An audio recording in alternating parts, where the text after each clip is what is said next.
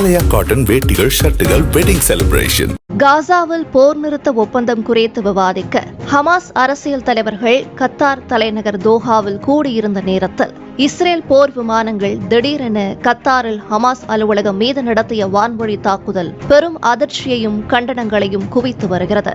Doha மீதான இஸ்ரேலிய வான்வழி தாக்குதலை தொடர்ந்து அரச பயங்கரவாதத்திற்காக இஸ்ரேலிய தலைவர் பெஞ்சமின் நேட்டன்யாகு நீதியின் முன் நிறுத்தப்பட வேண்டும் என்று கத்தார் பிரதமர் முகமது பின் அப்துல் ரஹ்மான் தனது கடுமையான கண்டனத்தை வெளிப்படுத்தியுள்ளார்.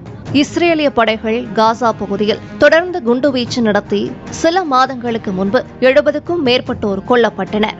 அதே நேரத்தில் ஏமன் மீது கொடிய தாக்குதல்களையும் நடத்தி குறைந்தது 35 பேர் கொல்லப்பட்டனர். காசா நகரத்தின் தெற்கே மக்கள் கூட்டம் அதிகமாக இருந்த போதிலும் 1 மில்லியன் மக்களை வெளியேற கோரி இஸ்ரேல் கட்டாயமாக வெளியேற்ற உத்தரவு பிறப்பித்திருப்பது குறித்து மனிதாபிமான மற்றும் மனித உரிமை அமைப்புகள் கவலை தெரிவித்தன. இந்த நிலையில் தற்போது அமைதி பேச்சுவார்த்தை சூழலின் போது திடீரென இஸ்ரேல் நடத்திய வான்வழி தாக்குதலில் ஹமாஸ் தலைவர்கள் உயிர் தப்பினாலும் 5 ஹமாஸ் உறுப்பினர்களும் 1 கத்தார் பாதுகாப்பு படை வீரரும் என 6 பேர் கொல்லப்பட்டது பரபரப்பை ஏற்படுத்தியுள்ளது. அமைதி திரும்ப மத்தியஸ்தம் செய்த சூழலில் நடத்தப்பட்ட தாக்குதல் உலக நாடுகளிடையே கண்டனங்களை குவித்து வருகிறது. அதாவது காசாவை மையமாக கொண்டு செயல்படும் ஹமாஸ் அமைப்பினரை கூண்டோடு அழிக்கும் விதமாக இஸ்ரேல் தரை வழியாக வான்வழியாகவும் தாக்குதலை முன்னெடுத்து வருகிறது. ஹமாஸ் அமைப்பினரின் முக்கிய தலைவர்கள் கொல்லப்பட்ட நிலையில் கத்தார் தலைநகர் தோஹாவில் ஹமாஸின் பேச்சுவார்த்தை குழுவை குறிவைத்து இஸ்ரேல் தாக்குதல் நடத்தியுள்ளது.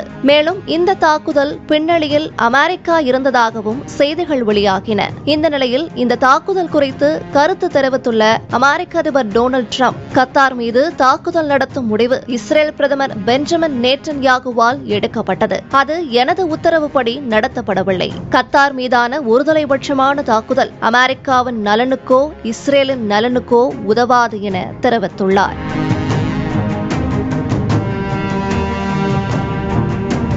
மேலும் இஸ்ரேலின் இந்த தாக்குதலுக்கு சீனா, ரஷ்யா, ஜப்பான் உள்ளிட்ட நாடுகளும் கடும் கண்டனம் தெரிவித்துள்ளன.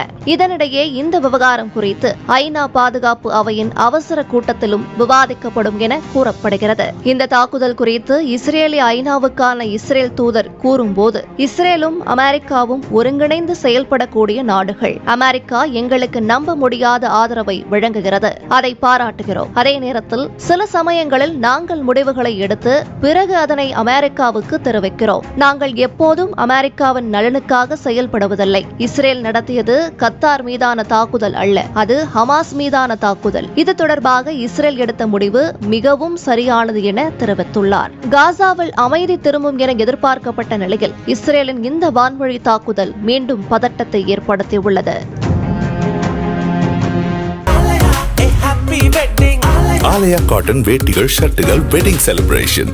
பிளே ஸ்டோர் மற்றும் ஆப் ஸ்டோரில் இருந்து பாலிமர் செயலியை QR கோடு மூலம் பதிவிறக்கம் செய்யுங்கள். செய்திகளை உடனுக்குடன் பெறுங்கள்.